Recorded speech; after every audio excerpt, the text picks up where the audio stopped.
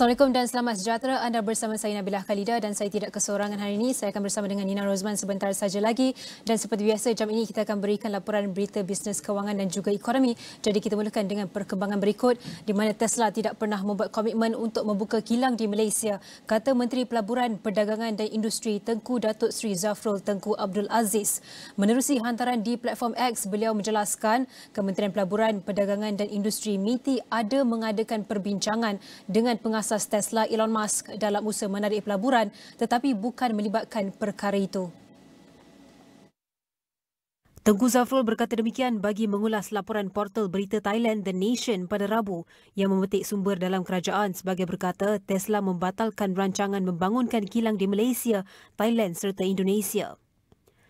Laporan itu turut menyatakan perbincangan Tesla pada masa ini hanya menjurus kepada usaha berkaitan stesen pengecasan dan menggantung rancangan membangunkan kilang bukan sahaja di Thailand, malah di peringkat dunia. Pada Mac 2023, Tesla mengumumkan rancangan membuka sebuah ibu pejabat di Malaysia, memperkenalkan pusat pengalaman dan pusat servis Tesla serta mewujudkan rangkaian pengecas supercharger di Malaysia. Ia selepas MITI meluluskan permohonan Tesla untuk mengeksport kenderaan elektrik bateri BEV ke Malaysia. Setakat ini, kata Tengku Zafrul, hanya Tesla telah memohon dan diluluskan penyertaannya dalam inisiatif global BEV, bagaimanapun Malaysia mengalu-alukan penyertaan pembuat EV lain. Oleh itu, tambahnya ia tidak tepat apabila terdapat dakwaan yang mengatakan Tesla dapat layanan istimewa kerana mana-mana syarikat pun boleh memohon untuk inisiatif ini. FGV Holdings berhad mengukuhkan komitmennya terhadap amalan mampan dengan mengeluarkan minyak isi rong sawit mentah CPKO pertama yang mematuhi peraturan bebas penerbangan hutan Kesatuan Eropah EUDR. Pencapaian ini merupakan sebuah lagi detik bersejarah buat FGV yang menjadi antara syarikat Malaysia terawal dalam menghasilkan CPKA patuh EUDR. Menurut syarikat itu, CPKO digunakan secara meluas dalam produk-produk makanan dan penjagaan diri termasuk aiskrim bukan tenusu, margarin, coklat, konfeksi, sabun mandi dan sabun cuci dihasilkan mengikut standard yang ditetapkan EUDR. EUDR adalah rangka kerja perundangan yang bertujuan memastikan produk diimport ke negara-negara Kesatuan Eropah EU bebas daripada aktiviti-aktiviti penerbangan dan kemusnahan hutan. Ketua Pegawai Eksekutif Kumpulan Datuk Nazrul Mansur berkata FGV memahami peranan penting yang perlu dimainkan oleh perniagaan dalam menangani cabaran alam sekitar dan sosial yang mendesak. Katanya keupayaan FGV untuk menghasilkan CPKO yang patuh EUDR untuk pelanggan-pelanggan terbangsa jelas menunjukkan dedikasi FGV dalam menyokong piawaian kelestarian dan pematuhan perundangan global. FGV memberi tumpuan kepada memperoleh tanam buah segar TBS dari 3 sumber utama iaitu ladang FGV, peneroka Lembaga Kemajuan Tanah Persekutuan Felda dan ladang pekebun-pekebun kecil bebas yang mematuhi piawaian EUDR serta syarat keberlaksanaan pensijilan minyak sawit lestari Malaysia MSPO atau meja bulat minyak sawit lestari. Baik, untuk hari ini kita ada beberapa data dan juga statistik untuk kita bentang kepada anda. Dan pertama, kita ada hasil sektor perkhidmatan suku tahun kedua 2024. Jadi kita akan terus bersama dengan Nina Rozman. Silakan. Baik, terima kasih Nabilah. Saya akan teruskan kongsikan bagaimanakah prestasi ataupun perkembangan daripada segi hasil sektor perkhidmatan dan juga untuk kita saksikan juga pendapatan e-dagang setakat suku tahun ke-2024 yang telah direkodkan oleh Jabatan Perangkat Malaysia DOSM. Kalau secara terperinci untuk kita lihat prestasi perkhidmatan untuk kita teliti dalam beberapa aspek, kita mulakan dengan hasil iaitu hasil di sini telah merekodkan daripada peningkatan daripada RM594.5 bilion pada suku pertama 2024 ia telah meningkat kepada RM607.1 bilion pada suku kedua dan bilangan pekerja di bawah sektor perkhidmatan pada suku kedua juga dapat saksikan sedikit peningkatan daripada 4.4 juta orang pada suku pertama ia telah meningkat sedikit kepada 4.5 juta pada suku kedua. Manakala kita lihat pada suku kedua gaji dan upah juga telah mengalami sedikit peningkatan daripada RM32.3 bilion pada suku pertama ia telah meningkat kepada RM32.6 bilion. Manakala untuk kita lihat daripada kesemua ketiga-tiga aspek aspek ini daripada bagaimanakah perubahan ataupun prestasi daripada tahun ke tahun, kita lihat hasil adalah lebih tinggi perbandingan suku ke suku. Ia telah meningkat kepada 2.1%,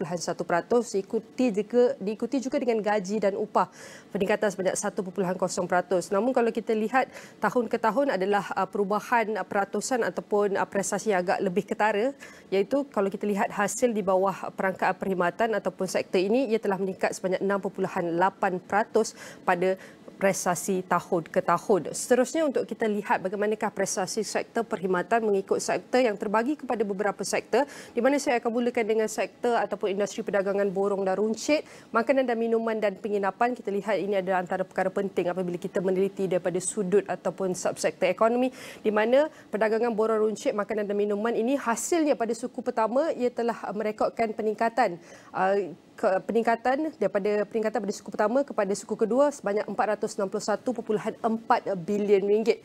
Manakala bilangan pekerja juga telah meningkat daripada suku pertama sebanyak 2.93 juta dan ia telah meningkat kepada 2.95 juta pada suku kedua. Gaji dan upah di bawah sektor perdagangan borong, runcit, makanan juga kita dapat saksikan sedikit peningkatan pada suku kedua daripada suku pertama kepada 16.9 bilion ringgit. Manakala untuk sektor makanan dan minuman, komunikasi, pengangkutan juga mengalami peningkatan daripada segi hasil yang telah meningkat kepada 84.3 bilion ringgit pada suku kedua, dengan bilangan pekerja juga telah kekal lebih daripada 500,000 pada suku kedua dan gaji dan upah juga telah meningkat sedikit daripada 5.3 bilion ringgit pada suku pertama dan ia telah menaik kepada 5.4 bilion ringgit pada suku kedua 2024. Manakala antara sektor lain, kalau kita dapat saksikan kesihatan swasta, pendidikan swasta, kesenian, hiburan dan rekreasi juga mengalami peningkatan daripada segi hasil bilangan pekerja dan juga gaji dan upah. Kalau tidak kita ketinggalan juga iaitu prestasi profesional, iaitu prestasi profesional. Kalau kita lihat daripada sektor ini, ia telah mengalami peningkatan juga daripada segi hasil, hampir mencecah 40,000 pada suku kedua 2024, dengan bilangan pekerja iaitu di bawah sektor profesional juga telah meningkat daripada suku pertama ke suku kedua kepada 584,986. Gaji dan upah juga turut meningkat kepada 7.1 bilion ringgit pada suku kedua. Dan prestasi pendapatan e-dagang juga kita dapat saksikan prestasi daripada suku pertama kepada suku kedua mengalami peningkatan daripada segi jumlah 302.4 bilion ringgit, dan kita lihat prestasi tahun ke tahun ia telah meningkat 7.8%, dan suku ke suku prestasi e-dagang juga telah meningkat daripada 0.5% kepada 3.1% pada suku kedua 2024. Dan ini adalah sedikit untuk kita saksikan carta bagaimanakah pergerakan prestasi pendapatan e-dagang dari suku ke suku daripada tahun 2022 sehinggalah tahun 2024. Sudah tentu ini adalah tempoh fasa pemulihan di mana kita dapat saksikan peningkatan sehingga ia mencapai antara prestasi terkini iaitu pada 7.8% prestasi tahun ke tahun bersama dengan suku ke suku 3.1% yang telah mendapat jumlah ini iaitu 302.4 bilion ringgit. Manakala sektor perdagangan borong dan runcit subsektor ini kita juga telah melihat peningkatan daripada suku pertama hasilnya kepada suku kedua 438.7 bilion ringgit. Bilangan pekerja juga kita dapat saksikan pengekalan daripada suku pertama kepada suku kedua sebanyak 2 juta dan gaji dan upah juga telah meningkat sedikit kepada suku kedua sebanyak 14.5 bilion ringgit. Dan ini adalah kumpulan utama daripada segi perdagangan borong, iaitu lain-lain pengkhususan jualan borong. Ini adalah antara sumbangan utama kepada perdagangan borong juga. Kita dapat saksikan peningkatan iaitu kepada 72.2 bilion ringgit pada suku kedua. Perdagangan borong dan runcit juga kita dapat saksikan peningkatan pada suku kedua kepada 74.3 bilion ringgit dan jualan kenderaan bermotor sebanyak 26.8 bilion ringgit. Dan kita lihat antara kumpulan utama perdagangan borong adalah penyumbang utama ataupun penyumbang tertinggi kepada sektor borong dan runcit kita pada suku kedua 2024. Dan saya akan kembali kepada Nabilah di mana kita akan bawakan pakar untuk bantu kita fahami mengenai data ini dengan lebih lanjut. Baik, terima kasih Nina Rozman atas pembatangan itu. Banyak data ataupun nombor yang dibentangkan Nina tadi, tapi secara ringkasnya ataupun rumusannya hasil sektor perkhidmatan melonjak kepada 607.1 bilion ringgit. Dan untuk kita bersedia dalam talian untuk membantu kami faham angka ini adalah bersama dengan Profesor Emeritus Dr. Barjoya Bardai, Provost Malaysia University of Science and Technology MAS. Prof, walaupun keseluruhan sektor perkhidmatan menunjukkan pertumbuhan, penting untuk kita fahami sama ada semua subsektor ini berkembang pada kadar yang seimbang atau ada subsektor yang tertinggal jauh sedikit berbanding subsektor lain. Apa pandangan Prof? Terima kasih Cik Nabilah. Pertamanya kita perlu menonjolkan bahawa sektor perkhidmatan di Malaysia adalah sektor yang terpenting dalam menyumbang kepada pertumbuhan ekonomi. Sektor ini menyumbang lebih daripada 140% daripada KDNK. Misalnya pada 10 tahun kedua, bila sektor perkhidmatan menyumbang 607 bilion, kita punya keluaran dalam negara kasar hanya 438 bilion. Kemudian kalau kita tengok perbandingan di antara sektor, kita lihat bahawa di Malaysia ini sektor keuangan adalah sektor yang paling besar sumbangannya. Dari segi kenaikan 11.4%. Tapi kalau kita bagi kepada perniagaan borong dan runcit, perniagaan borong dan runcit menyumbang 4.9%. Daripada situ makanan menyumbang 4% kenaikan dan penginapan 12.4%. Dari segi harta tanah dia meningkat 11.3%. Dan kita tengok bahawa komunikasi menyumbang kenaikan hanya 3.1%.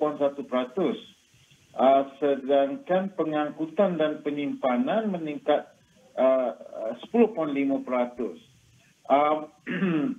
Perkhidmatan kesihatan 8.4%, pendidikan 8%, dan hiburan, rekreasi 5.7%.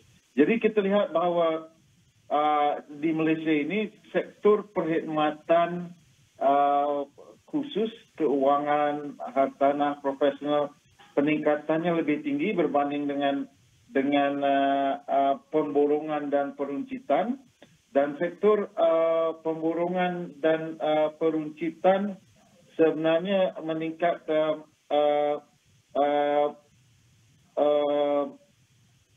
dalam pemborongan hanya 3.1%, sedangkan peruncitan adalah 8.2%.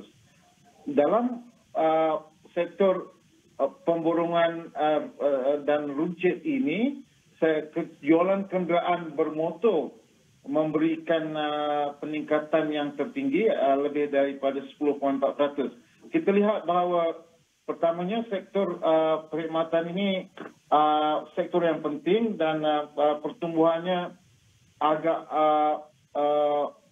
purata kepada perkhidmatan peruncitan, sedangkan perkhidmatan keuangan adalah jauh lebih tinggi. Prof, kita nak faham juga berkenaan dengan peningkatan gaji dan upah yang meningkat sebanyak 3.5% tahun ke tahun adalah positif. Tapi persoalannya di sini adalah sama ada peningkatan ini sebenarnya mencerminkan peningkatan produktiviti atau hanyalah tekanan inflasi semata-mata, Prof? Okay.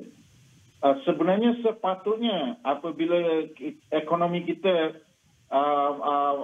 hanya bergantung kuat kepada sektor perkhidmatan, gaji kaki tangan ataupun pekerja sepatutnya diasaskan kepada peningkatan sektor tersebut.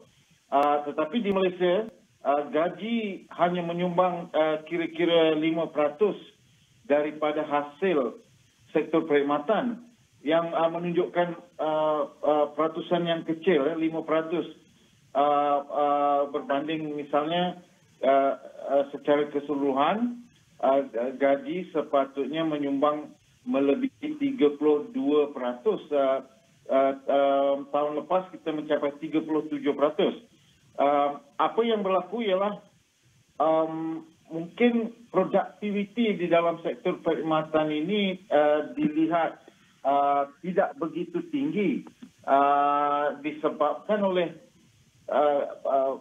faktor kemahiran dan juga faktor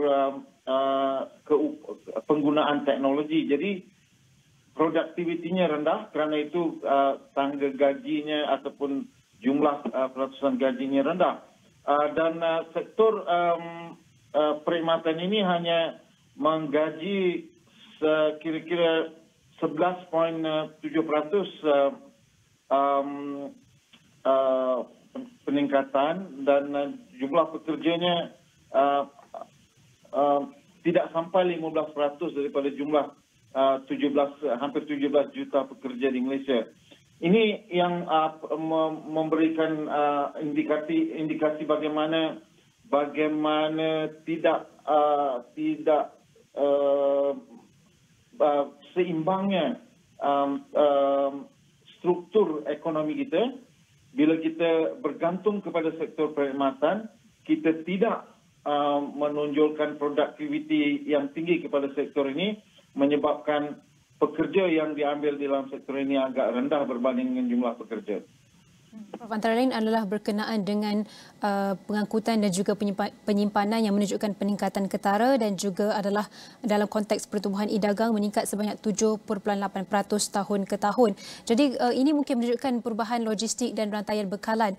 Jadi pada pendapat Prof, apakah kesan peningkatan dalam segmen ini terhadap infrastruktur logistik negara dan bagaimana ia boleh menyokong pertumbuhan sektor lain juga? Okay. Kita lihat bahawa sektor e-dagang meningkat dengan baik melebihi kadar purata dan ini diikuti dengan penyokongnya ataupun the support system sektor pengangkutan dan penghantaran dan kedua sektor ini akan memainkan peranan yang baru yang penting di dalam ekonomi kerana kita hari ini lebih menekankan e-dagang daripada perniagaan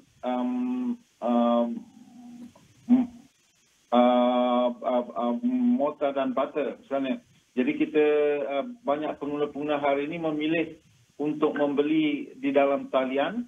Jadi penghantaran merupakan perkhidmatan yang penting dan penyimpanan peniaga-peniaga akan menyimpan stok untuk cepat boleh menghantar kepada pelanggan-pelanggan. Dan kita melihat dalam jangka panjang ini akan berlaku perubahan ataupun shift pergerakan perniagaan daripada perniagaan brick and mortar ataupun perniagaan fizikal melalui shopping kompleks kepada perniagaan dalam talian yang semakin menonjol. Dia berbakikan 1 minit Prof, secara ringkas apakah unjuran Prof terhadap segmen ini pada suku ketiga nanti? Okey, kita akan melihat bahawa sektor perkhidmatan akan terus meneraju ekonomi dan kita menganggarkan kemungkinannya kita akan mencapai tahap sehingga pertumbuhan 150% dalam perdagangan berbanding dengan GDP dan ini akan dipacu oleh sektor perkhidmatan. Tapi kita nak mengharapkan bahawa sektor perkhidmatan akan mengambil lebih banyak pekerja dan produktiviti dalam sektor ini akan meningkat segera. Baik, terima kasih diucapkan kepada Profesor Emeritus Dr. Barjoya Bardaya, Provos Malaysia University of Science and Technology MAS dan segalanya akan kami rangkumkan dalam semua platform digital astroawani.com dan kami akan teruskan dengan perkembangan ringkas dagang.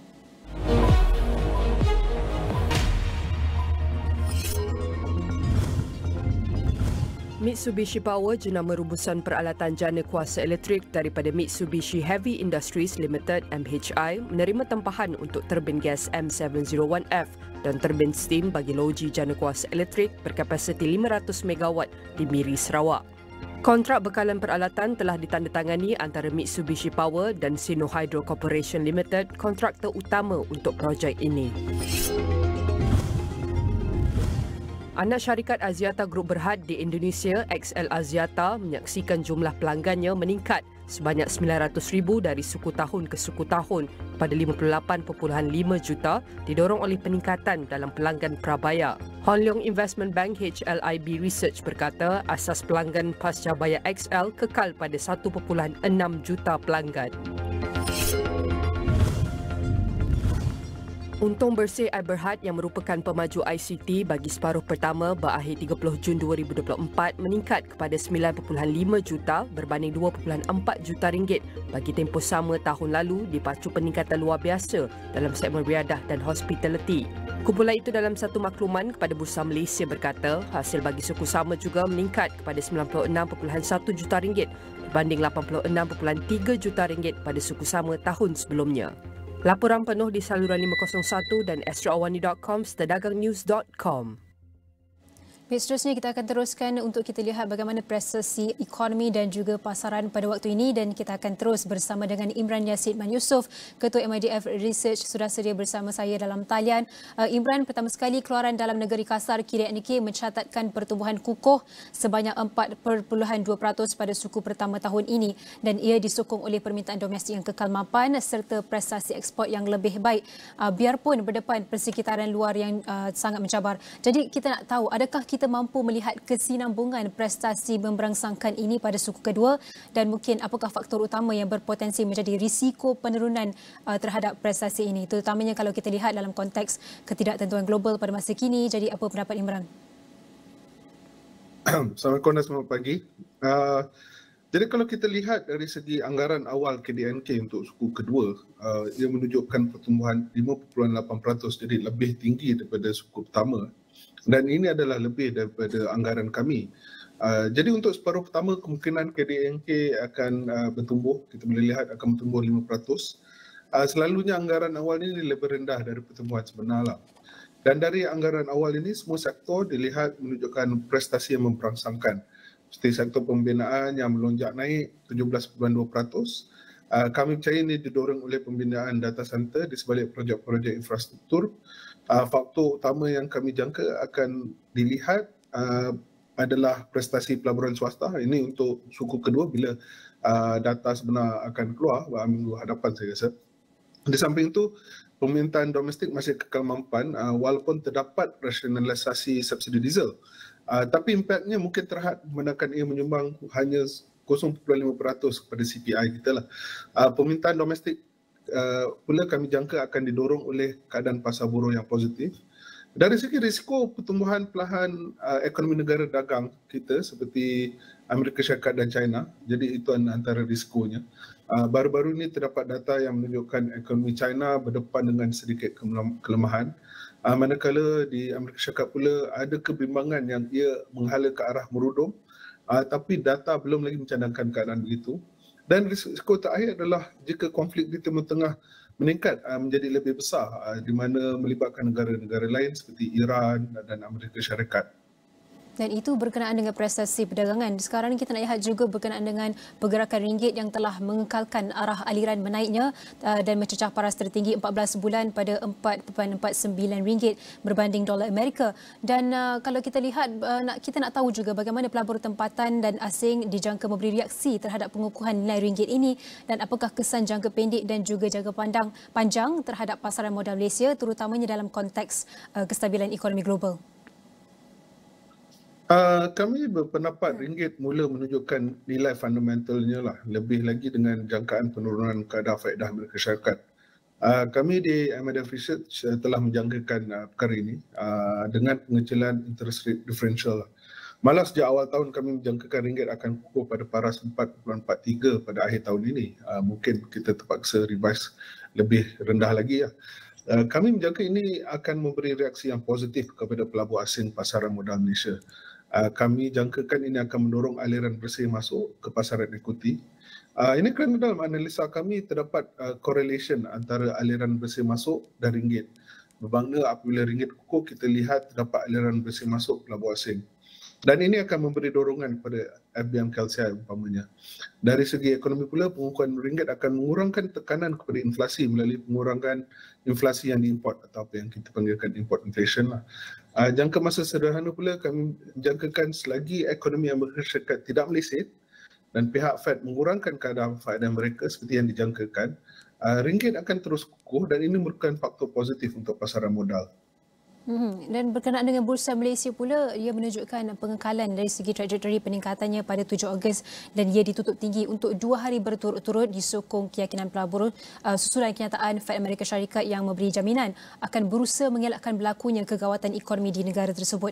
Jadi adakah kenaikan di Bursa Malaysia ini dijangka berterusan atau hanya bersifat sementara, dan apakah indikator kritikal yang perlu kita perhatikan untuk meramal trajektori pasaran seterusnya, termasuklah impak daripada dasar monetary global? Imran. Kalau kita lihat baliklah apa yang berlaku pada hari Jumaat dan Isnin lepas, kita lihat ia adalah sebagai reaksi knee jerk.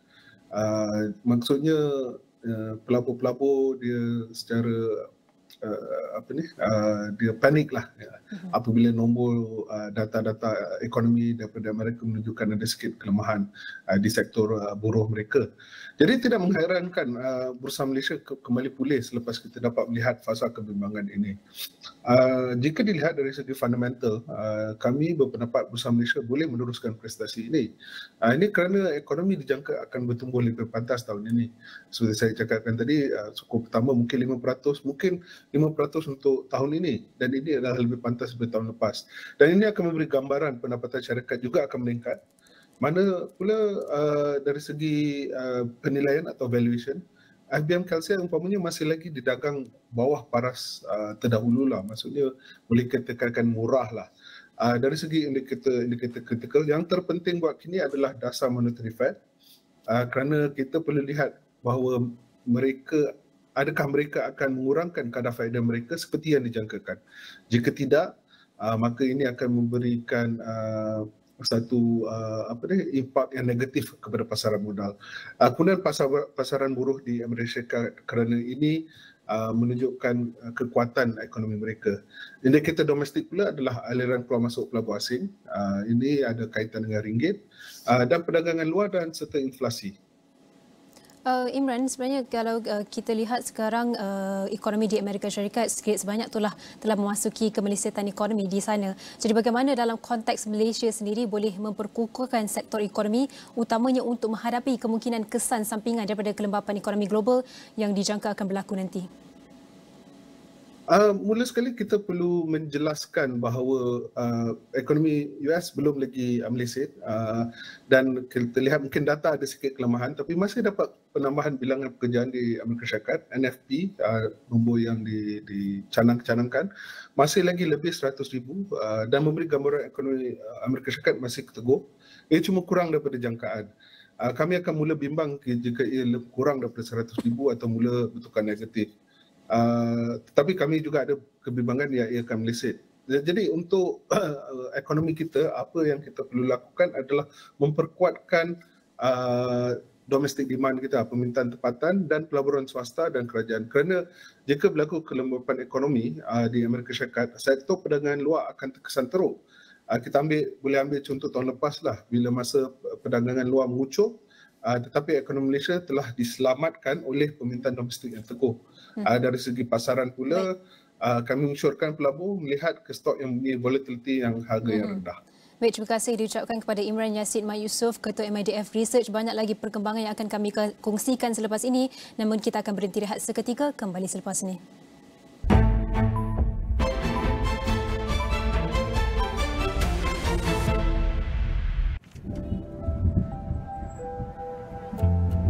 Bila kerja sendiri, semua kena buat sendiri. Tapi bersama rakan niaga, semuanya dapat ditempuhi bersama.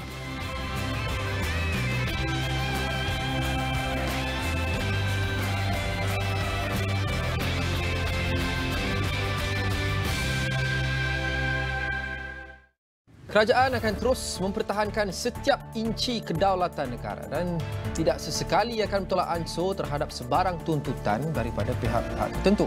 Negara perlu mengurangkan kebergantungan kepada pekerja asing berkemahiran rendah. Pertubuhan Kemanusiaan Antarabangsa Malaysia MHO menggesa Kementerian Kesihatan menjalankan siasatan berhubung dakwaan kewujudan sebuah klinik kosmetik yang dikendalikan doktor palsu di Mon Kiara.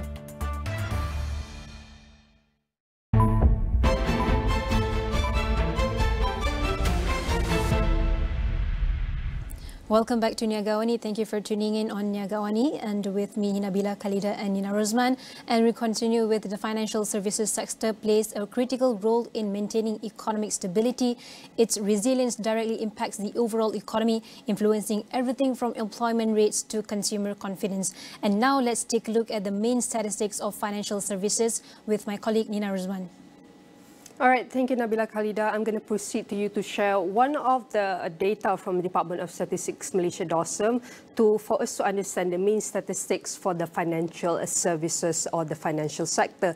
Firstly, I'm going to take a look of the number of active establishment. We can see we're going to start from this, where the number of establishment which has increased with annual growth rate 10.6%. From 2015, which was recorded at 15,945 establishment, and then it increased to 2022 with 32,245 active establishment. And we're going to take a look also at the value of gross output, which is annual growth rate of 5.0% from 2015 with 122.4 billion, and it has also increased by 172 billion ringgit on 2022.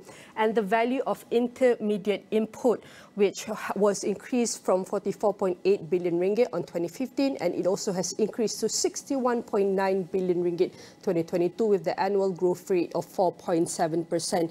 And the value added within the financial services, we can see from 2015, it was recorded at 77.6 billion ringgit. This is before pandemic COVID-19, with the annual growth of 5.1%, which has increased to 110.1 billion ringgit in 2022, the value added within the financial services. And numbers of persons engaged within these services, we can see it has increased from 319,633 persons from 2015 with the annual growth rate 2.3% to 375,793 persons on 2022. And for the salary wages, we can also an increase within this financial services with from 17.3 billion, it has increased to 24.7 billion ringgit on 2022 with the annual growth rate of 5.2%. And the value of fixed asset within these services, we can see an increase on 2022 to 314.8 billion ringgit with the annual growth rate of 3.6%. A number of women-owned establishments within this financial sector, we can also see an increase from 2015 back more than 10 years ago. It was 133 establishments, but with the annual growth of 7.0%, we can see an increase on 2022 that was recorded for 230 establishments for women-owned establishment. Next, we want to see one of the highest value added, and we're going to start with by activities before we go to the states. And firstly, we can see one of the highest value added by activity that was contributed by the monetary intermediations of activation, which increased from 2015 45.5 billion ringgit to 64.8 billion ringgit in 2022 with the annual growth rate at 5.2%. And the insurance takaful, reinsurance, retakaful and pension provident funding activities, which also increased in 2022 to 25.7 billion ringgit from 2015, which was recorded at 15.9 billion ringgit with the annual growth of 7.0%. And other financial services activity also included, also contribute to the highest value added, which increased by 19.0 billion ringgit on 2022. And lastly, the highest value added by state we can see is from Wilayah Persekutuan Kuala Lumpur, which recorded one of the highest value added if we count by states, which 2015 was recorded at 43.6 billion, but increased at 2022 to 61.5 billion ringgit with the annual growth of 5.0%, followed by Selangor, who recorded 19.7 billion ringgit at 2022, and Johor with the annual growth rate 5.1%, which recorded at 5.6 billion ringgit at 2022. And definitely not to forget also the rapid advancement of technology presents both opportunities and risks. Financial institutions must adapt to new technologies while safeguarding against cybersecurity threats. And now let's take a look on the conversations between the speaker and Nabilah on how to address these challenges with effective solutions which are crucial for sustaining the growth and stability of financial services in the long term. Up next. Thank you so much, Nina. As per mentioned, we'd like to discuss further on this. We have the right authority to discuss on this topic. We have Ng Yi Chung, the partner of AC Ventures, joining me on the line. Firstly, Yi Chung, how is AI being integrated into the workforce and what roles are most affected by this technology? Sure, thank you, Nabilah. As a quick sense, I think first and foremost, AI is not exactly a new thing. I think AI has been around for almost a deeper part of a century, but over the last couple of years, that's really accelerated across the board. As a whole, I think from an adoption standpoint, we're still really at the early innings of how AI can be adopted in the workforce and the workplace. In terms of what we're really seeing, in terms of immediate value add, those functions that we see in terms of or the areas that we see the most immediate impact will really be in the functions of similar to sales, marketing, software engineering, as well as like customer operations. In terms of development, we continue to see those developments grow and innovate in those spaces. Are we there yet? I think the short answer is no, but we hope to see us arriving at those points relatively soon. But what measures are being taken to ensure that the adoption of new technologies such as AI doesn't actually compromise data security at the same time? Sure. I think like this is really a deeper topic and a topic on its own. With regards to data integrity, regulations, compliance, these are areas that are currently being developed as we speak. And to be honest, I think like it won't be for another couple of years before we see standardized regulation and compliance across the board. A couple of factors that are really affecting this. I think number one, just the breakneck speed at which AI is developing means that regulation and compliance is really trying to keep up with this pace. I think that's number one. I think number two is that we're really going through an unprecedented time with regards to like, I guess, global developments. For example, with the geopolitical tensions, we're starting to see new regulations and laws come into place with regards to financial transaction data, for example, or the domicile or sovereignty of data. For today, most data centers, for example, serve data across regions and on a global level. Will this change as data becomes increasingly scrutinized and more important? Probably, I think is the answer, although we wait to see how that plays out. I want to understand a lot better on how the impacts can impact the financial sector. So what is the projected impact of automation on job displacement in financial services sector? And how are financial institutions planning to create new roles that aligns with emerging technologies? Sure. So with regards to your first question with as to how are jobs really affected, I think first and foremost, let's break down the jobs into two kinds of jobs. Jobs that are probably lower down the spectrum with regards to repetition, automation, and so on and so forth. And then jobs that are typically, let's measure it along like productivity or higher cognitive skills.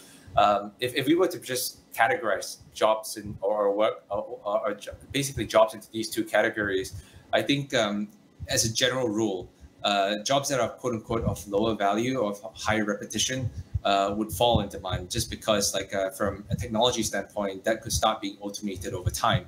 Now, will those jobs be completely eliminated? I think the short answer is probably not. But in terms of like those quote unquote jobs or tasks being allocated by an agent, for example, I think that will increase over time. On the other hand, I think jobs of high cognitive abilities, critical thinking, EQ, and so on and so forth, I think that tends to then rise in demand just as a consequence.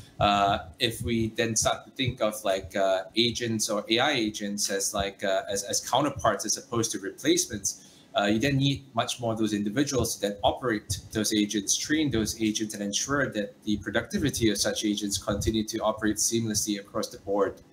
So that would be my quick sense, given the overall general view with regards to how jobs be affected especially more so in the financial industry. So if I were to give examples, I would be thinking about the most impactful areas in terms of immediacy, such as sales, customer service, customer operations, and so on and so forth. Those would be the most immediate areas of impact that I would start to focus on. So that would be the first port of call. With regards to the second question, Nabilah, if we start thinking about jobs from, I guess, an area perspective, what can firms really do to adopt this quicker or accelerate this process? We're, again, as I said earlier, we're really at the early innings of this entire, I guess, movement or revolution, so to speak. What firms really ought to be doing is really start by identifying where their core skill sets are at the moment and what they need to really compensate for or build upon in order to catch up. really numbers that are being projected at the moment are growth rates as subject to AI or technology between numbers as small as 1 to 3%. The follow-up question really is, how do you accelerate beyond those average numbers and rise beyond that curve? I think that's really the deeper topic here. And I understand that transitioning towards a new thing can be overwhelming at times. So how are workforce changes being managed to ensure compliance with evolving financial regulations, especially concerning AI and data usage, and what strategies are in place to actually train employees on new regulatory requirements that comes with technological changes? Sure. I think the short answer to your question is slow and steady, I think, at this stage. I think, firstly, as the AI revolution or the technology advancements continue to progress, I think firms are still, corporates, especially even individuals, are still really playing catch up with regards to where this goes. I think at the breakneck speed that we're seeing with new models being developed every 6 months or so, everyone's really struggling to keep up with regards to where this really goes. Do we end up with general AI, or do we end up with like certain progresses that may occur in the next couple of years, or will it take another 10, 20 years? Those questions still stand to be answered. Yet, with regards to that, I think compliance or regulation still play a relatively catch-up role in that regard. And what that really means is that until we can achieve some form of standardized framework of sorts at not just at a national level, but at a global level, which we've yet to reach, it's highly likely that it will continue to be a very dynamic environment.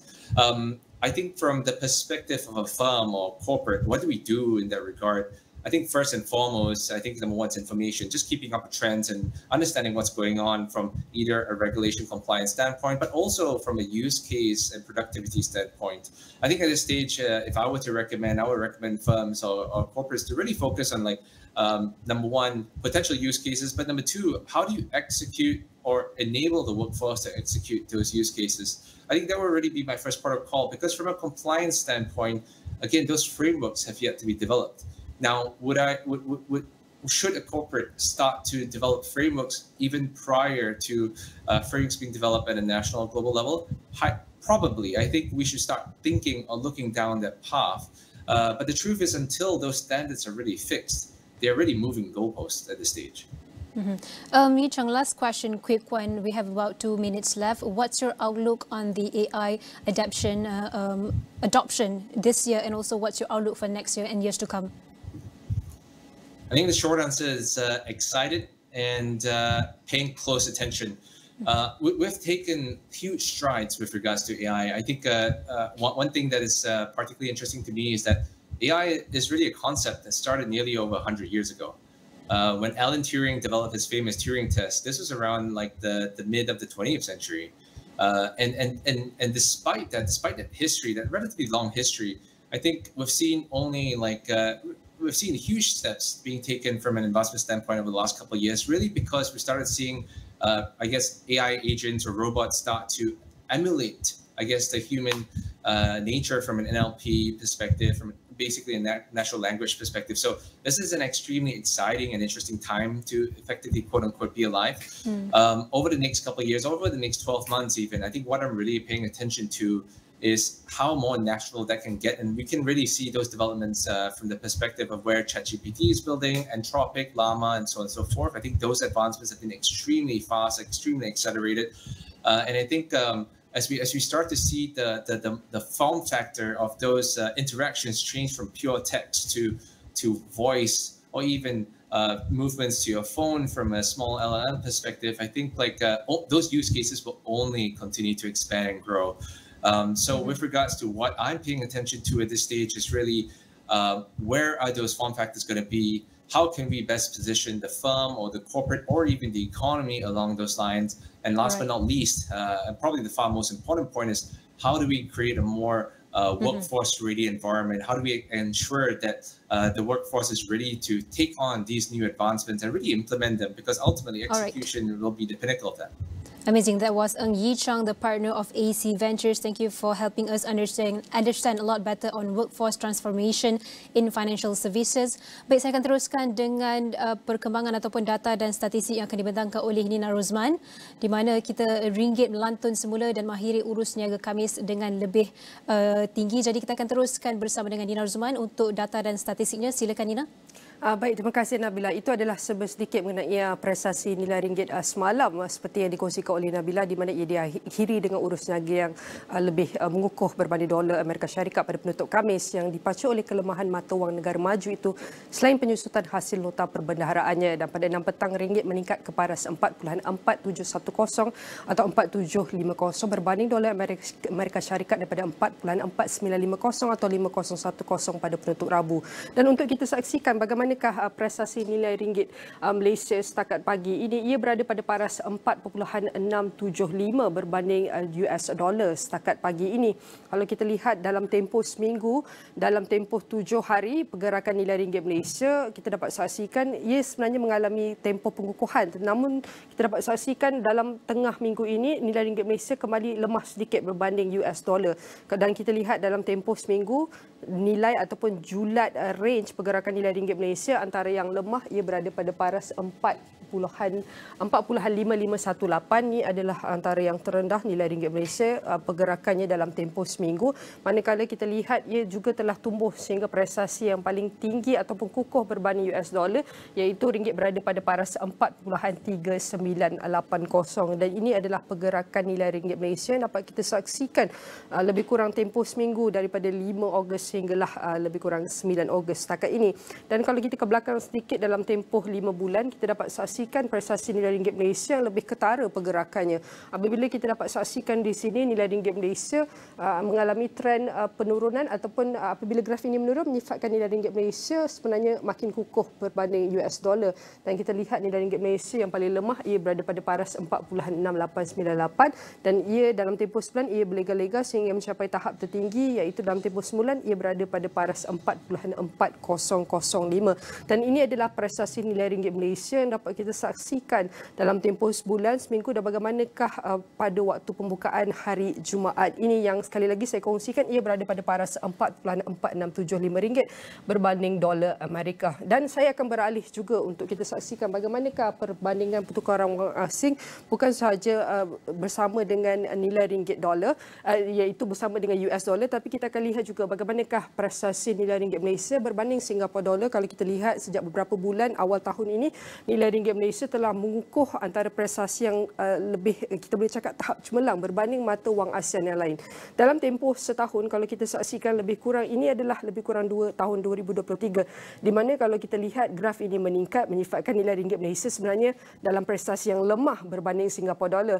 Tetapi apabila kita masuk tahun 2024 kita nampak ada lebih sedikit sinar harapan apabila prestasi nilai ringgit Malaysia berbanding Singapura dollar telah mengukuh dalam tempoh 2024 daripada Februari sehinggalah kita dapat saksikan hingga bulan Julai ini nilai ringgit Malaysia mencapai tahap yang tertinggi dalam tempoh tahun ini. Ia berada pada paras 3.3391 berbanding Singapura dollar, dan ini adalah prestasi nilai ringgit Malaysia berbanding Singapura dollar yang dapat kita saksikan setakat 9 Ogos 2024. Dan saya akan beralih juga untuk kongsikan bagaimanakah perkembangan FBM KSCI untuk kita saksikan prestasi pasaran tempatan ketiga ini. Namun sebelum itu, Bursa Malaysia ditutup rendah pada Khamis iaitu semalam mengakhiri kenaikan 2 hari berturut-turut susulan ketidakpastian berhubung dasar penurunan kadar faedah oleh Rizab Persekutuan Amerika Syarikat Fed dan Bank of Japan BOJ, kata seorang peniaga. Dan pengarah urusan SPI Asset Management Stephen Ines berkata kebimbangan yang membelenggu pelabur adalah sama ada BOJ tidak akan menaikkan langsung kadarnya dan sama ada Fed Amerika Syarikat akan memilih penurunan 25 atau 50 mata asas. Dan pada 5 petang fungsi Bursa Malaysia KSCI FBM KSCI susut 1.49 mata atau 0.09% kepada 1590.38 daripada paras penutup 1591.87 pada Rabu. Dan itu adalah prestasi penutup Bursa Malaysia yang dapat kita saksikan setakat Khamis. Namun untuk kita lihat bagaimanakah pembukaan hari Jumaat itu lebih tepat pada 9 Ogos lebih kurang 9.34 pagi, prestasi Bursa Malaysia berada pada tahap yang baik iaitu peningkatan 1,500 1598.79, peningkatan sebanyak 8.41 atau bersamaan dengan 0.54%. Dan ini adalah prestasi Bursa Malaysia setakat pagi ini. Dan kalau boleh kita lihat ke belakang sedikit dalam tempoh 5 hari, bagaimanakah pergerakan nilai ataupun prestasi pasaran Bursa Malaysia sehinggalah ia mencapai tahap terkini, iaitu pada Isnin minggu ini prestasi Bursa Malaysia kita dapat lihat ia bermula pada paras 1566.10. Tapi pada minggu ini kita dapat lihat Selasa adalah prestasi Bursa Malaysia yang paling terendah sekali. Ia mencapai pada tahap yang 1554.26. Namun masuk hari Rabu, prestasi Bursa Malaysia kembali kukuh semula dalam pasaran apabila kita dapat saksikan peningkatan berterusan sehinggalah hari Jumaat pagi ini. Ia mencapai pada tahap 1598.92. Sekali lagi peningkatan 8.54 ataupun 0.54%. Baik, izinkan saya berbahasa Inggeris untuk kongsikan bagaimanakah prestasi pasaran Asia dan juga US market. And now we are going to take a look at stock market news, stock market data and trading information with index provider Dow Jones Indexes has launched the Asia Dow to measure Asian equity markets through the tracking of 30 leading blue chip. And now I'm going to start with the Asia Dow indexes. As of this morning, we can see as of August 8, 2024, 9:50 p.m., it's trading at 3,919.55 with an increase of 68.95, which equals to 1.79%. And for us to take a look at 5-day performance until it reaches on the 9th August, as 9 August 2024, the performance from Monday, we can see the Asia Dow Index was trading on Monday at 3,674.97. And from Monday, we can see an increase on the performance on Asia Dow Index, which has increased one of the highest performance within this 5 days, trading at 3,927.44. And this is also the range from the lowest to the highest performance within the Asia Dow Index 2024. And I'm going to move next to see what are some of the majors main index under the Asia Dow Index. We have Nikkei 225 index. It was last trading at 35,308. It's updated 35,282.83, which an increase of 451.68, equal to 1.32%. We don't only see Nikkei is having a good performance, but also Hang Seng Index also last trade at 17,195.30, which an increase of 308.47, equals to 1.83%. We can also see Shanghai Composite Index also increased by 12.42, equals to 0.43%. And we have some of the main index under the Asia Dow Index. One of the main composite index which are having a decrease by BSE Sensex Index, which decreased by 581.79, decrease on 0.733%. And the Kospi Composite Index, followed by other main index, we having an increased performance that was last trading at 2,591.95, which equals to increase 35.22, which is 1.38%. And this is the market performance we can see within the Asia Dow Index USD. And now let's take a look at the latest S&P 500 overview as of this morning. I'm going to start with one biggest or major index within the S&P 500. We can see Microsoft as of this morning is down by 0.29%. And the updates for Microsoft, which Google is facing a bigger threat from Sam Altman's OpenAI, even as it awaits a decision on how antitrust regulators in Washington plan to level the playing field in the internet search business. A US ruling on Monday, which found that Google built an illegal search monopoly, is being considered a big win for regulators. But an increasing number of people using AI tools, including OpenAI's popular ChatGPT chatbot, is already eroding Google's dominance, sources, investors and analysts said. Arvind Jain, a former Google engineer who now runs an enterprise search firm called Glen, said AI's impact was immediate compared with any impact from this ruling that get appealed and take a long time to affect a market. And next we have also Apple. And now we can see, if we zoom out right now, S&P 500, we can see a very green wave. All of the sector within the S&P 500 major, and most of it is having a green performance. And Apple is also up by 1.66% as of this morning. And the latest update on Apple's on Thursday changed its policy in the European Union to allow developers to communicate with their customers outside its App Store, after the Commission charged the iPhone maker in June for breaching the bloc's tech rules. The Commission had said that under most of the business terms, Apple allows steering only through link outs, meaning that app developers can include a link in their app that redirects the customer to a web page where the customer can conclude a contract. Apple said developers will now be able to communicate and promote offers that are available anywhere, not just on their own website, from within their apps also. However, Apple will introduce 2 new fees, an initial 5% acquisition fee for new users and a 10% store services fee for any sales made by app users on any platform within 12 months on the app installation. Currently, Apple charges 3 types of fees: a core technology fee for the less than 1% of apps, a reduced commission for all digital goods and services sold through the App Store, and optional fees for the payments of commerce services. And for Google's update, is also up by 1.92%, and Meta is up by 4.24%. And a U.S. judge seemed inclined on Wednesday not to award the full $270 million in legal fees requested by lawyers and Bose Schiller Flexner and other firms for a consumer lawsuit that once sought billions of dollars from Google, but later settled without the tech giant paying any money. At a hearing in Oakland, California, U.S. District Judge grilled veteran litigator David Boyce, representing the consumers and attorneys for Google at Queen Emanuel, Ogos, and Sullivan, who opposed the requested amount. The 2020 lawsuit claimed Google collected data from users despite their use of private browsing in Chrome incognito modes.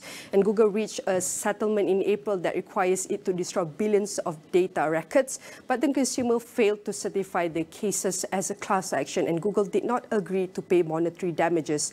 And that's the overview and update on the US and Asia market and trends within the economy and future outlook. And stay tuned with us as my colleague Tehmina Kaoosji will bring more updates on Niaga Spotlight right after this.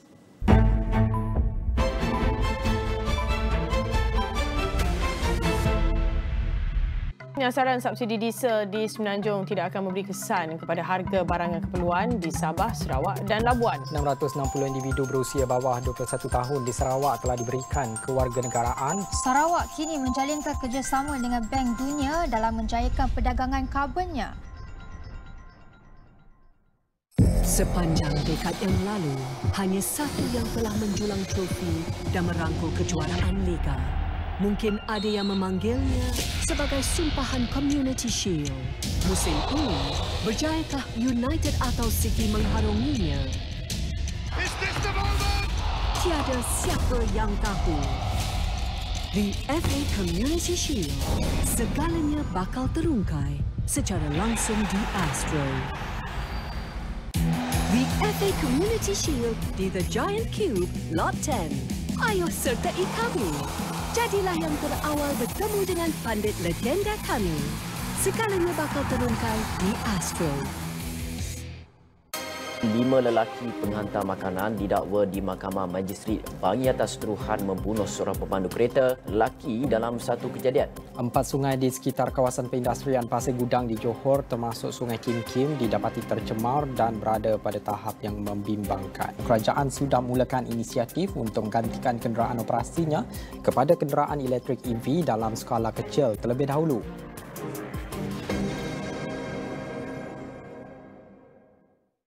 Di dalam setiap berita yang dibawa, konteks amat penting. Kami sentiasa membawakan yang tergempar dan terkini. Pastikan Astro AWANI menjadi pilihan anda, tidak kira di mana sahaja anda berada.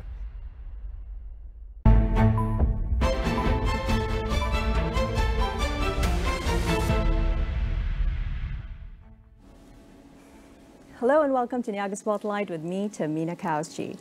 Niaga Spotlight goes through the week in business and future affairs, market watch, industries, analysis and insights. We've got you covered right here on Niaga Spotlight.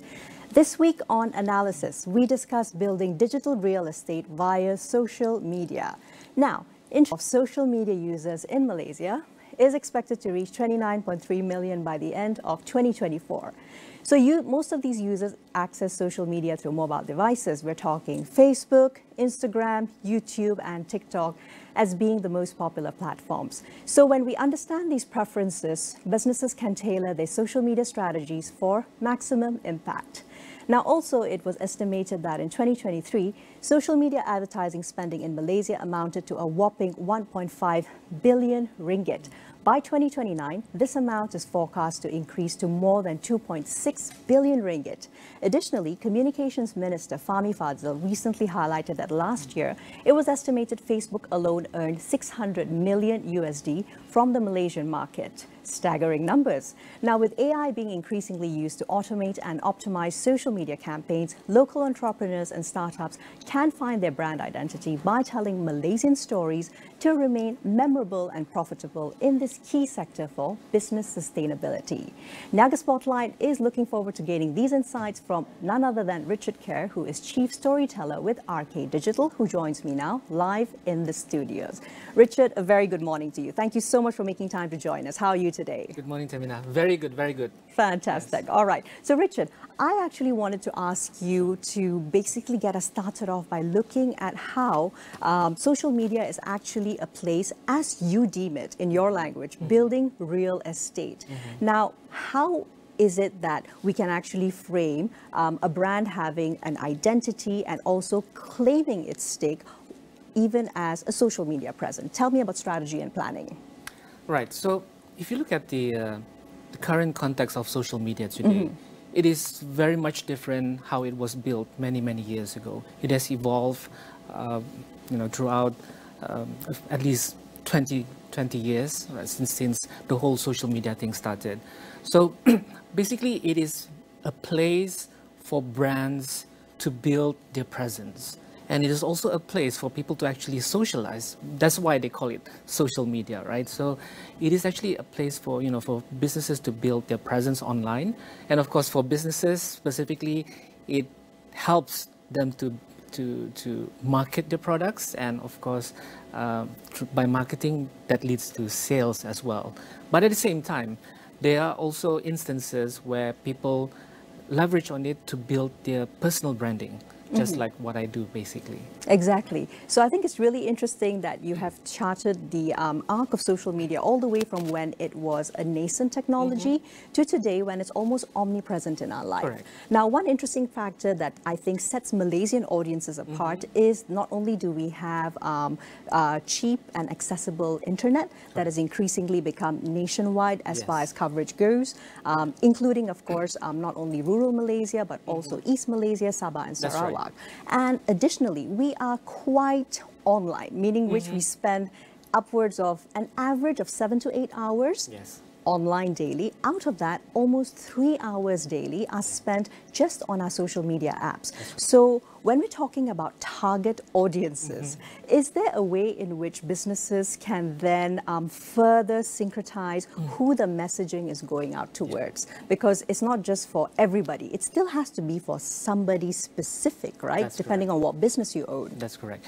So there's a bit of shift in mindset, I would like to say, from this context, right? Because typically businesses, when they said, we're going to do something on social media and we're going to target our audience directly.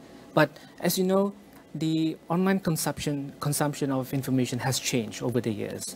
So I feel that businesses need to think slightly different today. Instead of like targeting their audiences in the beginning, they need to be creating some sort of content that goes to a wide range of audiences first. Right. So basically start from the top of the funnel and then slowly go down. That's right. That's right. Because there's a philosophy here, right? Because if you're creating a content that is specifically targeting your targeted audience directly, there's a chance that the algorithm wouldn't push your content, because for many people when they see it, so it's not relevant with me, so and then that content will just go into the recycle bin of the whole platform. Right, understood. Right. Okay, so basically starting off from a broad standpoint, but then going into a funnel. So at the same time as well, last week, Malaysia did also introduce the fact that we are going to start off with a regulatory framework and licensing for social media platforms, which will be in force from the 1st of January next year upwards. What are your initial thoughts having heard of this? Was it something that you received with trepidation, excitement, or neutral? Tell me why. For me, I feel it's neutral because, as you know, any technology, right, they need to evolve. And as you know, technology like social media or anything like what's out there, they evolve very quickly, but a lot of times regulations will need time to catch up. So for me, it is not a big deal because as long as you have that common sense, you know what to post, I think people shouldn't be worrying too much. So that's what I feel. Yes, absolutely. At least from a business standpoint. That's correct, right? yes. Okay, we'll go a bit deeper into that, but later, moving into looking at content creation per se, Richard. Now, I was interested in asking you, because you've had a lot of experience with not only creating as an individual, but also as your responsibility behind RK Digital. Yes, so what kind of content appears to be resonating most with Malaysian audiences? And are they more discerning because of the fact that we do spend a fair bit of time online? So in general, right, if you look at the whole content creation industry, it started very, very much early. You can say it as early as back in the 90s. That's when we started, developing websites. But of course, it has evolved throughout the years. Sure. So in general, I think it depends on the interest of the audiences. So people, might want to follow accounts that talks about news, and some people in politics. But in general, as you can see, if you're able to create content that touches various types of topics, I think that would resonate with most Malaysians. And of course, as you know today, people have very short attention span. Probably, I think it's much shorter than the goldfish. So less than 5 seconds, less right? than You 5 need your seconds. hook. Yeah. Yeah, so you need that hook. And of course, today, people uses a lot of short videos. And that's what we focus on a lot, actually, because, platforms, all the social media platforms out there, they push out content, especially short videos, to a wide range of audiences, even to non-followers. So for example, if we were to create a content about a restaurant, right? So with that restaurant content, if it's interesting enough, it gets pushed to people who have really no idea about your business. So they get to see your content. And if they find it interesting, they will follow your content. And that's actually how you can build your funnel and, of course, convert them to customers. Exactly. So we're talking about organic growth as well. Another topic, though, when it comes to content, right, is the fact that all businesses now have their presence across various social media channels. That's correct, yes. Is there any thought process behind the brand messaging being consistent across platforms, or would you actually recommend catering it specifically for the platform that you're on? I feel there's a need to cater for each platform, especially because if you look at TikTok, for example, right? Okay, sure. One of the highest growth platforms, right? Highest, it's the fastest growth. It's even for us, when we do content for our clients, we actually advocate to do on TikTok as well, because it focuses on short videos. But if you look at other platforms like X, then it's more text-based. So you have to somewhat cater the kind of content that you want to create for different platforms. Understood. Yeah. But because you were focusing on the fact that it's usually short videos, can you tell an effective story with these short formats? For sure, for sure. I think if you look at storytelling, right, for in general, because that's what we focus on basically. So we differentiate ourselves from all the marketing agencies out there by focusing on storytelling. Storytelling is really about having the hero's journey.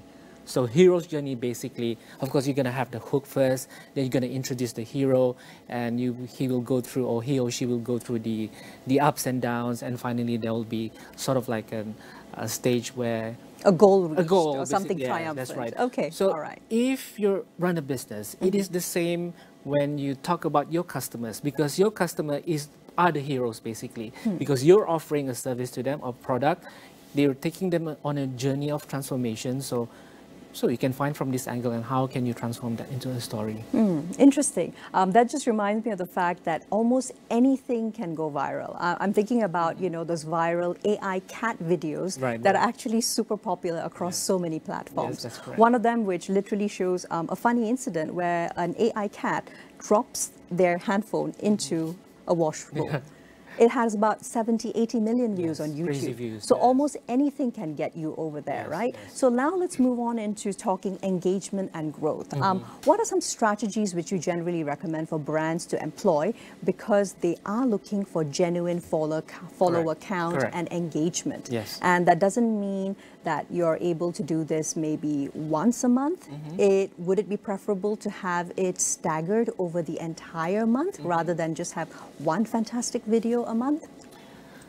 Because, as I mentioned earlier, right, because short videos are the fastest way for growth for any businesses. So that is why we focus a lot on short videos actually, because it is what the algorithm across all the different platforms anyway for today. So even if you think about from the platform X context, initially it was, text-based. So since it was taken over by Elon Musk, they change a lot in the algorithm as well. Sometimes they prioritize short videos and those kind of things. So I believe businesses today, they need to focus on short videos. Okay. And because of that, because those videos will be pushed to followers and non-followers, right? So I feel they need to be really, really consistent. Because and what does consistency look like? For us, it is in a weekly cycle. Let's weekly cycle is really about posting one video each day. Each day, right? That is like a lot of work actually in the background. Absolutely, yeah, yes. Because you have to think about how do you create how do you strategize, and how do you tie these to your brand story or your whatever you want to tell to your audience, right? And also whether you're telling a continuous story perhaps, or you actually have different storylines when it comes to everything that you do weekly. Because then you're basically looking at 4 to even 5 times producing content, right? Yes, that's correct. Okay. And I feel there are so many ways to do it. Because in essence, some social media accounts, when they focus on purely entertainment, they might create a short drama, for example. But if it's not relevant to businesses, then it can be something related to their business. But I feel businesses shouldn't focus too much on promoting their products and services on social media.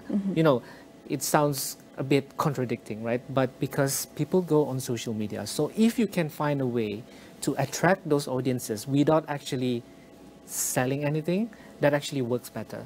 Yeah. So that is why, if you notice, a lot of the corporate social media, they don't have high engagements because they kept on promoting their products, their services, and tell how great their companies are, and that normally doesn't resonate. I don't think that works anymore, Yes, right? So anymore. I think, of course, you can see this with more traditional brands. They are very established. They probably have high follower counts just because of the fact that they most likely offer an essential service or a product, right? Yes, that's okay, so I'm really hearing soft sell. All right, let's move along from that arc into looking more at analytics and optimization. Sure. So let's say you're a Malaysian brand. You've been doing your homework. You've been producing those once a day content or videos.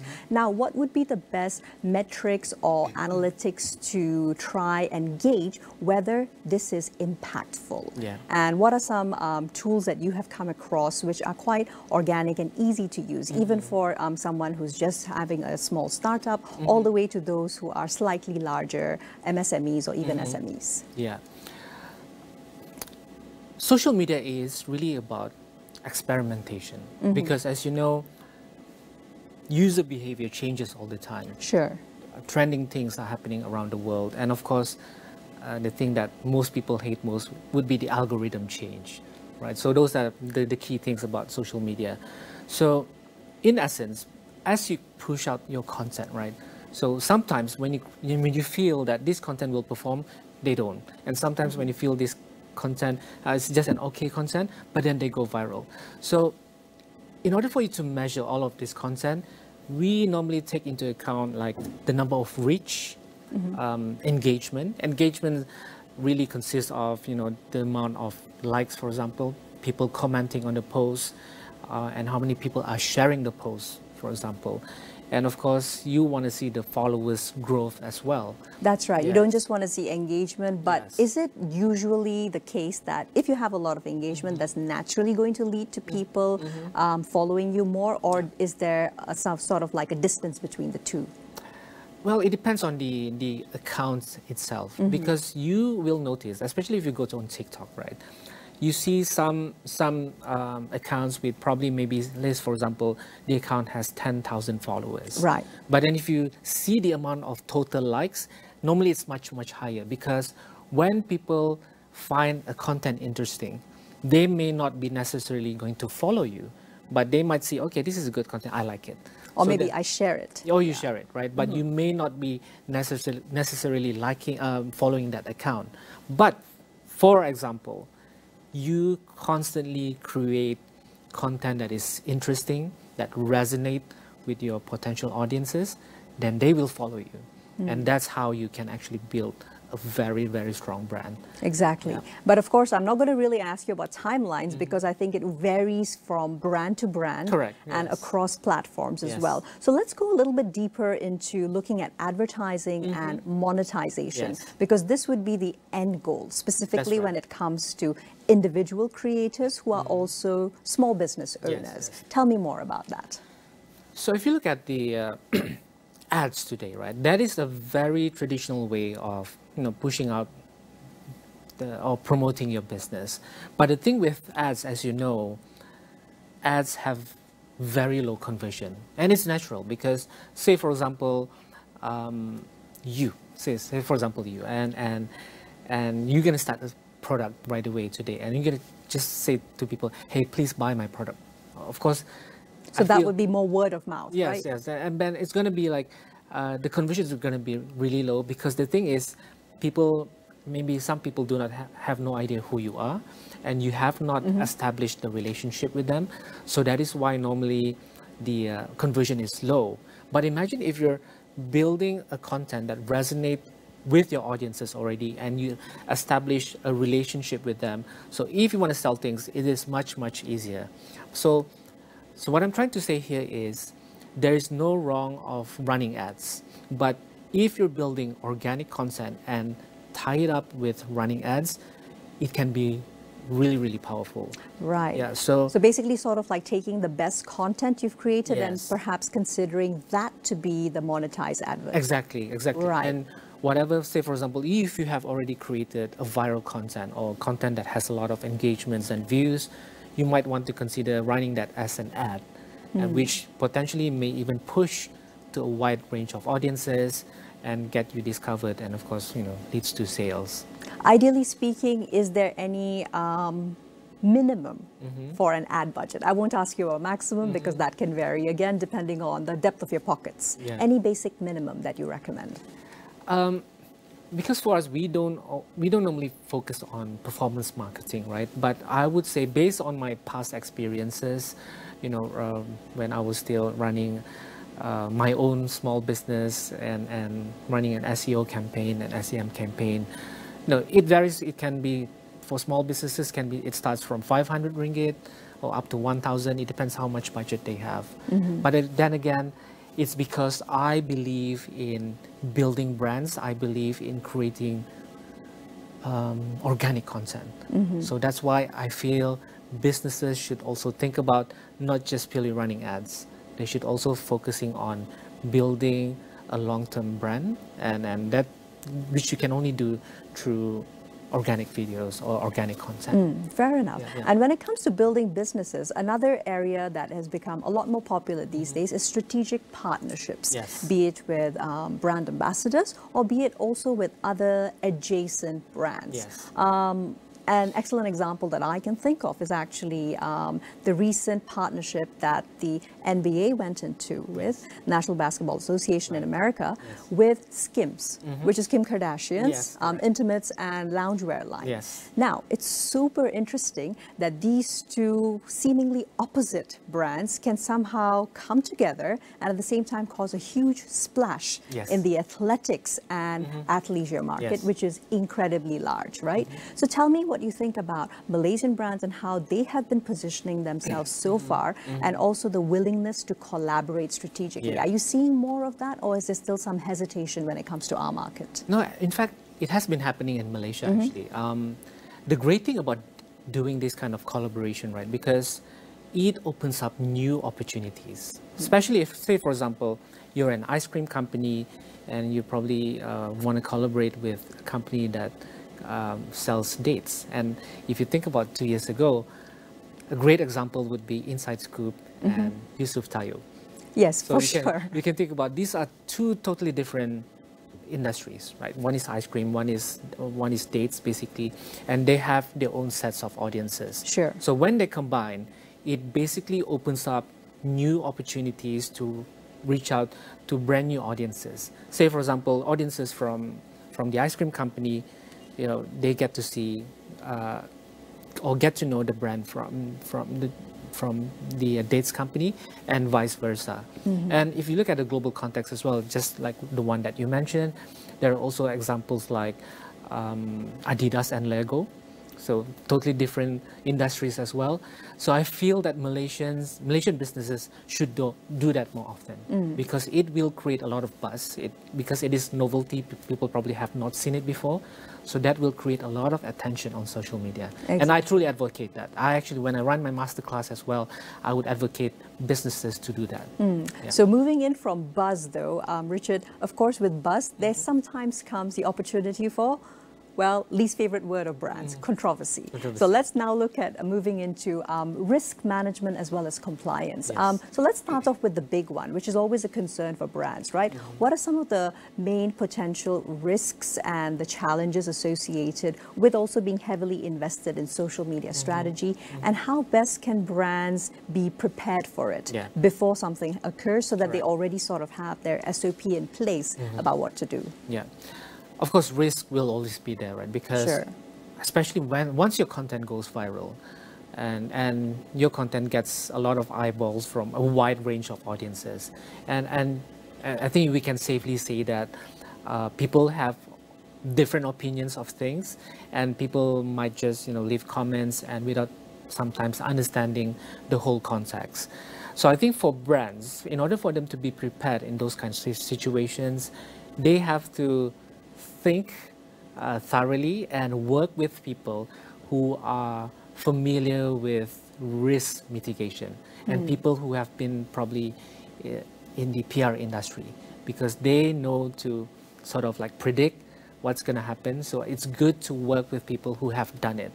So at least from a content creator perspective, right? So normally when we create content, so once the contents are ready, we will just think about, okay, if we push this content, will it be controversial, right? So we have to always think from that perspective. If it yes, and trying to balance it almost, yes, right? Yes.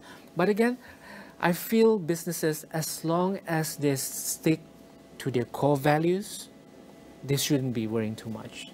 Exactly. That's what I feel. And what do you think about the way in which usually during the period when some kind of content is going viral on social media, often what happens is it descends into a little bit of a battle space in the comments section. Yes, of course. So how ought the admin or administrators of the social media handle for businesses perform when it comes to replying to comments? Should you ignore them? Should you have a standard response that you copy paste? Which would be the best way to manage it? All right. Yes, of course, we have seen this before with some of our clients, some of the content that went viral. It's actually very straightforward content. And sometimes, as I said, it will attract a wide range of audiences and people will have opinions, right?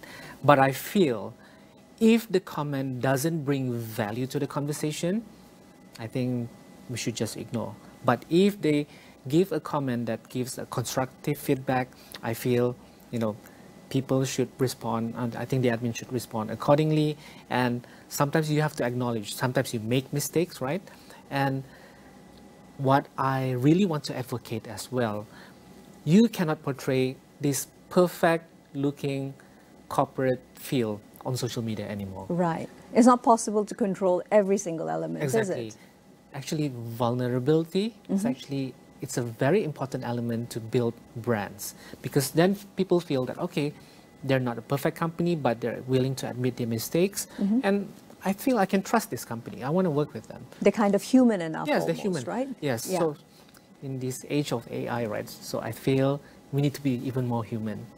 Even more human. Even more Very interesting. Any thoughts on the fact that whatever it is, a lot of Malaysian businesses, if you just take a look at them on their various socials, they appear to be using AI-generated content. Right. What are the best practices around that, off the top of your head? So for AI, right? ChatGPT, for example. I know a lot of businesses. Super useful. Yeah, yes. people use that, but they should be regarded just as a tool. Businesses shouldn't focus too much heavily on using it for everything, because the thing is, as I said, we need to be more human in our responses. Because if you look at some of the social media posts today, people will see, hey, this was actually generated by ChatGPT, and that makes actually even worse in many ways.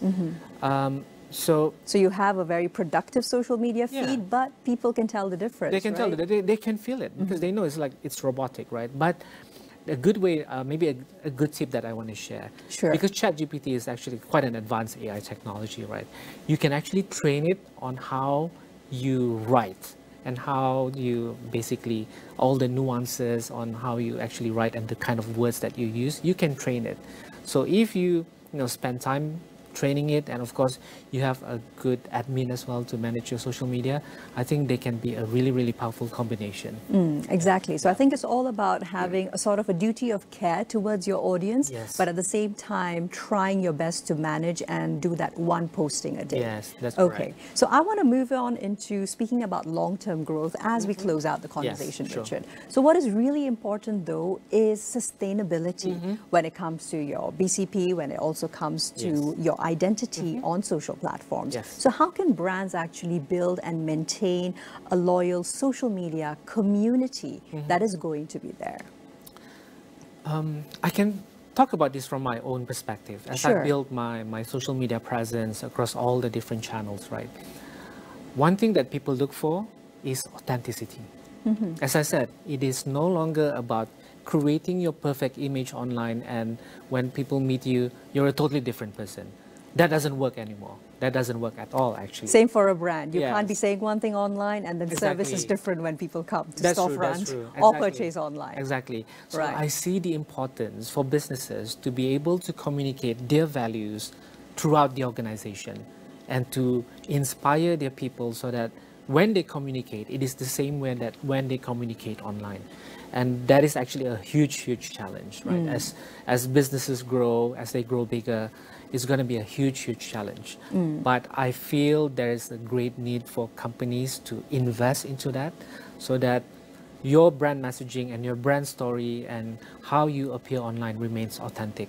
Exactly. And I think one dimension of this which deserves special attention is Gen Z. And in connection to that, also Gen Alpha, who will soon have their own purchasing power.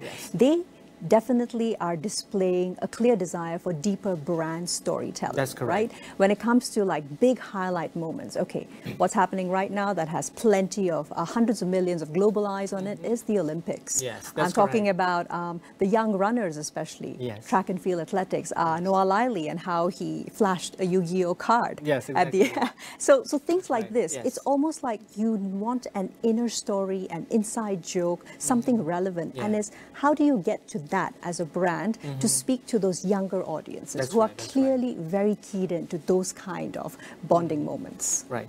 So in essence, right, whenever we create a social media post, normally we would focus on three things. Either the post is educational, inspirational, or entertaining. Right. But of course, for most people, they would go for entertainment-based content, right? So if you want to create those entertainment-based content, you need to be able to leveraging on trends. So that means you need to spend a lot of times on social media too, because that's where the Gen pick up on it. Yeah. So it's easy to tell whatever content that you see that is trending. See how you can leverage on it.